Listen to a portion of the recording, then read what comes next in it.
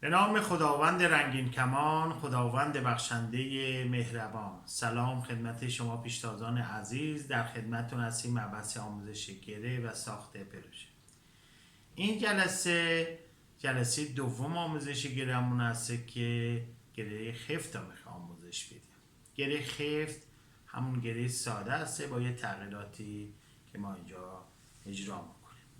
میتونیم با شعر اجرا کنیم، میتونیم هم معمولی اجرا کنیم که به بچه ها میگیم که تناب تو دستشون میگیریم، تناب تو دستا بالا، تناب رو دست میذاریم یه ذره بیشتر از گره ساده. کمر تناب نیم دور از حلقه در میاریم. کمر تناب نیم دور از حلقه در میاریم.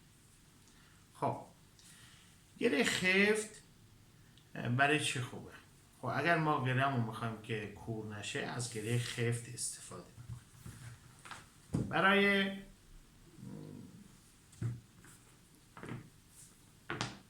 عرض کنم خدمتتون گره خفت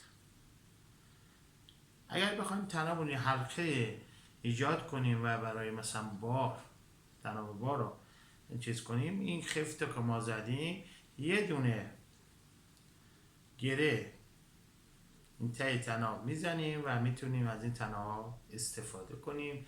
خوبیش اینه که به راحتی زده میشه و به راحتی هم باز میشه و گرهمون کور نمیشه.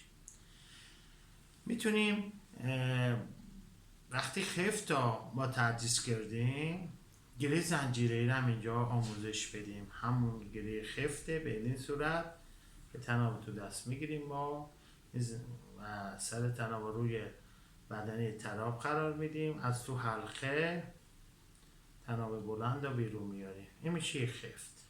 خب بعد این حلقه رو تنظیمش میکنیم و همینجور ما بدنه تناب بلند رو از تو حلقه ها بیرون میاریم، یکی یکی بیرون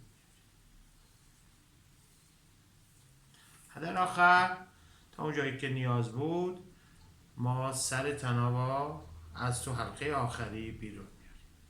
اینا تکلیف آموزش میدیم، تکلیف میدیم برای بچه ها برن با قیتونای رنگی اینا درست کنن به عنوان بند کیف، کمربند، دستبند و یه تکلیف برای بچه ها میگیم و میگیم که این گره کجا استفاده شده که در کیسای آرد یا گندم ها با این گره میبندن.